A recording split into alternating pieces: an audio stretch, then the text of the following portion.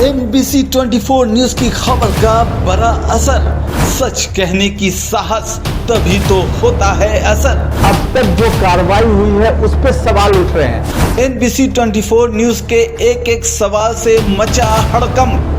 वो वहाँ पे मौजूद थे, उनके सामने में घटनाएं हुई हैं। MBC 24 ने जो सवाल किए उससे घबराई पुलिस। जो उस घटनास्थल पर भी थे और उनकी भी गिरफ्तारी की गई है। DM से लेकर SSP को देना पड़ा जवाब। सवाल नंबर 1, क्यों नहीं मुख्य आरोपी की हुई गिरफ्तारी? इस हत्याकांड में अब तक जो कार्रवाई हुई है उस पर सवाल उठ रहे हैं। सवाल उठ रहे हैं कि अभी तक मुख्य आरोपी क्यों फरार हैं। MBC 24 न्यूज आपसे सवाल पूछता है। अनुसंधान किया गया तो पाया गया कि जो प्रत्याशी हैं वो वहाँ पे मौजूद थे, उनके सामने में घटनाएं हुई हैं और जो कांड के मुख्य अभियुक्त भी हैं अनंत सिंह, उनकी आज गिरफ्तारी बेड़ना गांव से किया गया है। इसमें हम लोग को जो जानकारी प्राप्त हुई थी, इनके 2 सहयोगी भी इनके साथ में थे जो उस घटनास्थल पर भी थे और उनकी भी गिरफ्तारी की गई है। ये 2 व्यक्ति हैं मणिकांत ठाकुर जो नदमा गांव के रहने वाले हैं और दूसरा रंजीत राम जो लदमा गांव के रहने वाले हैं। इस पूरे 3 लोगों की गिरफ्तारी हुई है। जो प्रत्याशी हैं अनंत सिंह, उनकी गिरफ्तारी हुई है। दूसरा मणिकांत ठाकुर जो नदमा गांव के रहने वाले हैं। सवाल नंबर 2, आचार संहिता का क्यों हुआ उल्लंघन? सवाल ये बड़ा है कि आचार संहिता लगने के बाद चुनावी जनसंपर्क अभियान, चुनाव प्रचार के दौरान इतनी बड़ी घटना हो जाती है और किसी की हत्या कर दी जाती है। हत्या की वजह चाहे गोली लगना हो या मारपीट करना हो, हत्या होती है।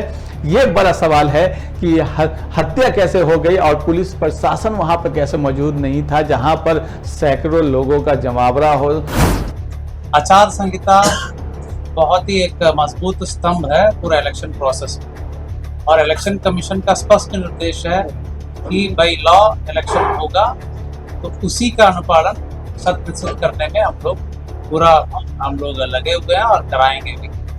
कोई भी असामाजिक तत्व किसी भी प्रकार की प्रयास किया करेगा कानून तोड़ने का, आचार संहिता तोड़ने का या किसी भी प्रकार की इन्फ्लुएंस करने का कोशिश करेगा, उनके विरुद्ध कठोरतम कार्रवाई की जाएगी। सवाल नंबर 3, आचार संहिता लागू होने के बावजूद कहां से आए हथियार? सवाल यहाँ पे एक जो सभी जगह दरकिनार ये हो रहा है कि गोली चली है, वहां पर गोली चली है तो असलाहा कैसे वहां पे आ गया?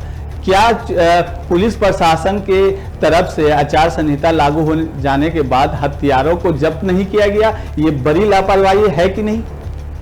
जी, सबसे बड़े लापरवाही है और इसी को चुनाव आयोग ने तलब किया था, जवाब मांगा गया था जिसका जवाब थानेदार ने नहीं दे पाया। थानेदार को भी, दोनों थानेदारों को भी सस्पेंड किया गया और उनके विरुद्ध कठोरतम कार्रवाई किया जाना। जहां तक इलीगल आर्म्स की बात है उस पर और तेजी लाई गई।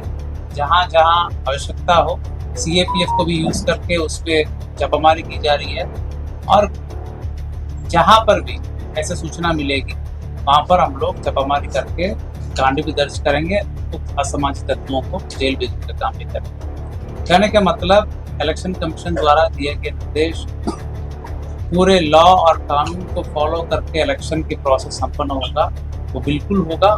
सवाल नंबर 4, इतना बड़ा काफिला था तो पुलिस मौके पर क्यों थी नदारद? आचार संहिता लगने के बावजूद इतना बड़ा काफिला कैसे निकल गया? पुलिस प्रशासन की इस पर नजर क्यों नहीं रही और हथियार कैसे आ गए? चेकिंग पॉइंट्स हर विधानसभा में 50 के ऊपर पॉइंट्स बनाने के लिए निर्देश दिया गया है, जिसमें CAPF के माध्यम से भी चेकिंग कराई जाएगी। सेजर पूरे राज्य में पटना जिला में सबसे ज्यादा सेजर अभी तक का हुआ है। लगातार CAPF सक्रिय है और पर्याप्त मात्रा में CAPF की बल उपलब्ध है।